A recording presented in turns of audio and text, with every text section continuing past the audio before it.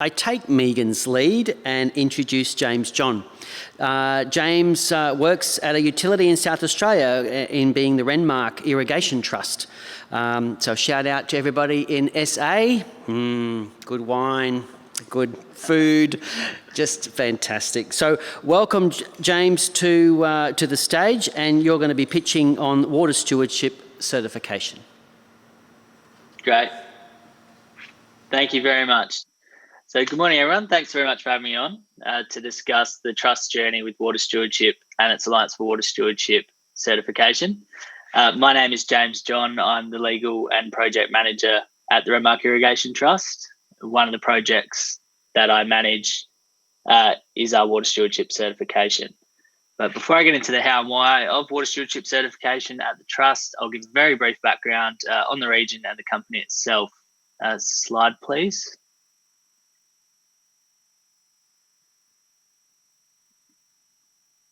Is that?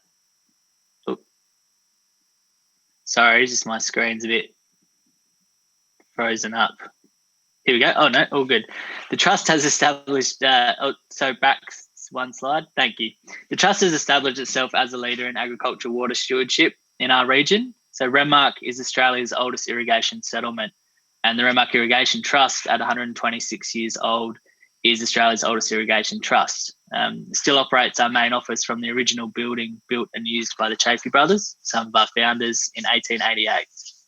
So it's located in Renmark, South Australia, which is Renmark's 250 kilometres northeast of Adelaide, in the southern Murray-Darling Basin, right where the borders of South Australia, New South Wales and Victoria intersect. The Trust delivers irrigation water through more than 140 kilometres of pipes through a network covering most of Renmark. The Trust Water Stewardship certification, which I'll be covering, has proved a valuable tool in establishing the Trust credentials, thereby amplifying its voice in the water industry. The Trust continues to find ways to leverage its certification to the benefit of the local community and its members in ways I'll touch on soon. So next slide, please. The Trust is a member-based organisation with over 600 irrigators who produce diverse, high-value crops and who are the lifeblood of the Renmark community. On screen, you can see each colour block represents an irrigator's farm. The crop types in our area are predominantly dominated by vineyards, which are the green, citrus the yellow, and orange, which is the nuts, which is a growing crop type here. Our members produce in excess of an estimated $200 million of agricultural products a year. Next slide, please.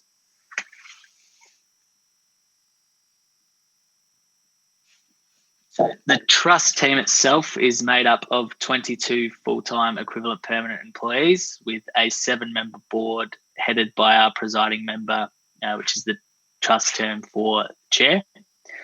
As you can see on screen, there are a diverse number of roles within the Trust with a balance of administrative, technical and operations-based staff. Next slide, please. The Trust has a local and global impact and reach. By delivering water efficiently and at a low cost, we help our growers feed the world by producing premium quality produce.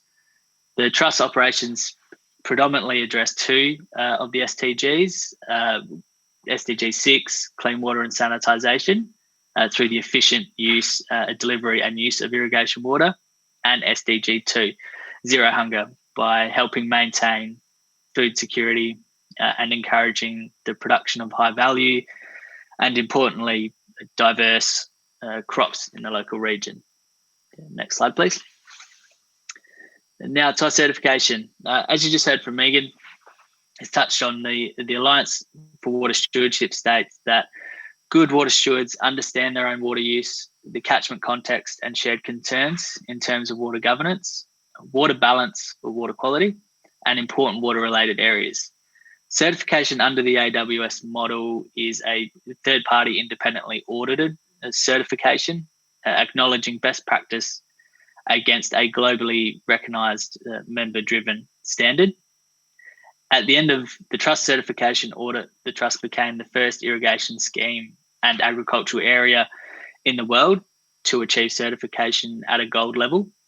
And then after our surveillance audit at the beginning of the year, the trust reached Platinum, which is the highest level of certification, and became only the 5th entity, I believe, at that time in the world to reach that level.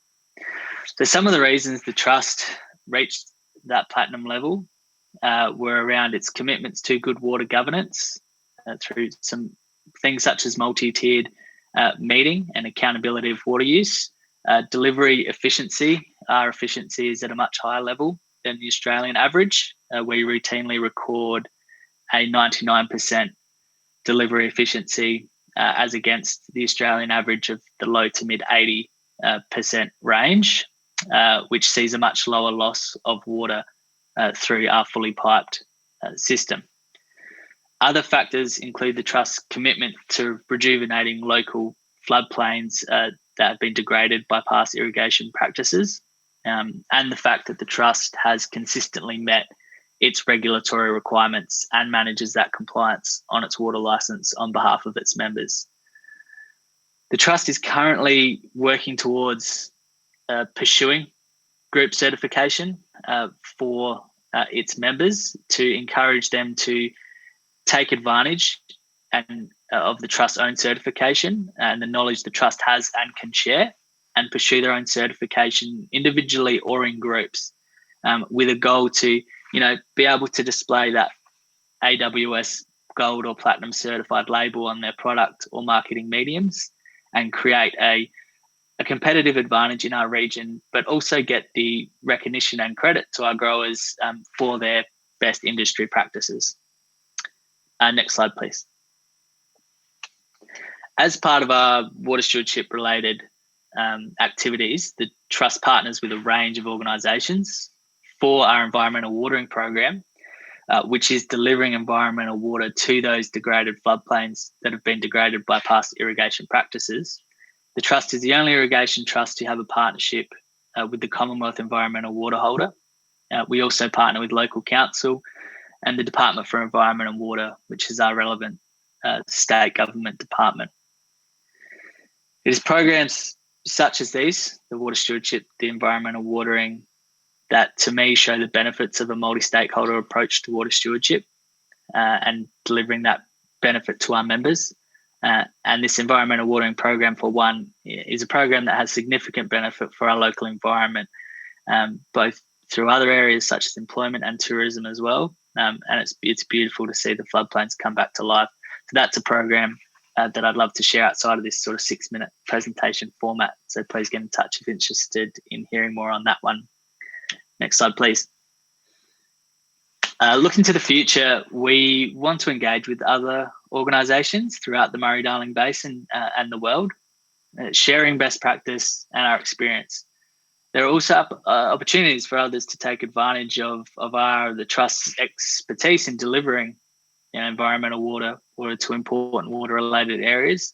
And I would encourage any of you watching this to please reach out and get in touch to talk about collaborating or partnering on projects that maximise the use of and delivery of water in efficient ways to lead to low-cost, high-impact project delivery. The Trust aims to continue to drive uptake of the AWS model as the one to follow, and continue to leverage its credentials to maintain a seat at the table for policy discussions, help develop regional competitive advantage, and bolster the voice of the community. Last slide. That's the one. Oh, you've got up. Beautiful. So thank you very much for having me. So a bit of a fly through, but please, I encourage any of you to reach out at my email address there. I'm certainly more than happy to expand on anything I've discussed further, or to speak about mutually beneficial ways we may be able to connect. So thank you. That'll do me. Thanks very much, James.